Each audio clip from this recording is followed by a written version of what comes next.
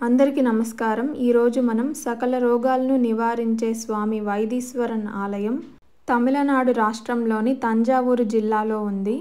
ఈ ఆలయం గురించి తెలుసుకుందాం.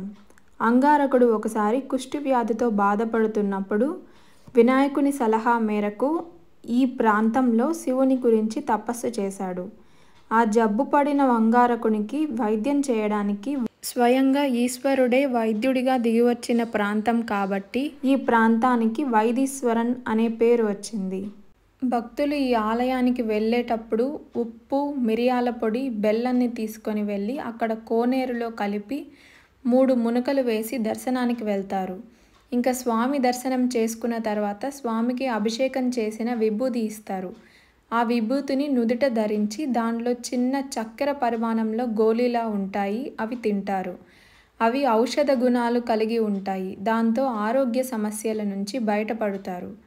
ఇంకా ఈ ఆలయంలో సిద్ధామృత తీర్థం ఉంటుంది. కామధేనువు పాలతో శివునికి అభిషేకం చేసేటప్పుడు ఆ పాలు కొంచెం ఈ తీర్థంలో పడ్డాయని, అందువల్ల ఈ తీర్థానికి రోగ నివారణ చేసే శక్తి ఉంది అని పురాణాలు చెబుతున్నాయి. ఈ ఆలయంలో ఇంకొక ప్రత్యేకత ఏమిటంటే నాడీ శాస్త్రం, బొటనవేలి ముద్రల ఆధారంగా మానవుల భూత భవిష్యత్ వర్తమానాలను చెప్పే పద్ధతి ఈ ఊరిలో ఉంది. ఈ గ్రామంలో దాదాపు 12 మంది పండితులు అనువంశీకరంగా తమకు సంక్రమించిన తాళపత్రాల ఆధారంగా నాడీ జోస్యాన్ని చెప్పడంలో ప్రసిద్ధులు. అయితే ఈ తాళపత్రాలు ఎవరి ఆధీనంలోనూ ఉంచరు. మనమిచ్చిన వేలి ముద్రను బట్టి వాళ్ళు వెతికి దొరికితే ఆ కట్ట మాత్రమే జాతకం చెప్పే వాళ్లకు ఇస్తారు.